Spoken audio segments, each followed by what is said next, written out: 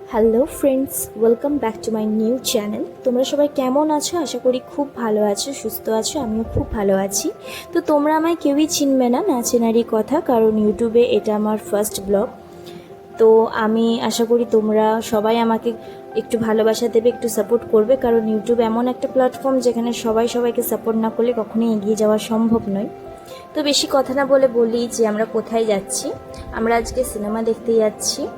আমি, আমার হাজব্যান্ড, আমার দাদা আছে আর আমার মামা মামি।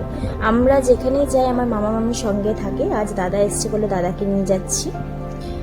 সো একটু রাস্তা দূর, তো এখানেই আমি রাস্তাতে আমার দাদাকে চাপিয়ে নিয়েছি। এটা আমার দাদা আর এটা আমার মামি। আমরা চলে এসেছি বিগ বাজারে, দুর্গাপুর বিগ বাজারের সামনে। তো ওই যে তিনজনা যাচ্ছে, মামা, দাদা আর আমার হাজব্যান্ড। তো আমরা ওইখানে চলে এসেছি। তো আমরা এসেছিলাম কালকি মুভি দেখতে। সো খুব এনজয়ও করলাম। আর ভেতরে সেরকম কিছু ভিডিও তুলে ধরা যায়নি, তাই কিছু ছবির মাধ্যমে তোমাদেরকে দেখাতে চেয়েছিলাম, কারণ ওইখানে একদমই ছবি ভালো কোয়ালিটি ভালো আসছিল না, তাই কিছু ফটো তোমাদের দিয়ে দিলাম। আশা করি ফটো থেকেও বুঝতে পারছি আমরা খুব এনজয় করেছি। তো ওইখান থেকে বেরিয়ে আসার পর আমরা চলে এলাম দুর্গাপুর D16-এ কিছু খাওয়া দাওয়া করতে।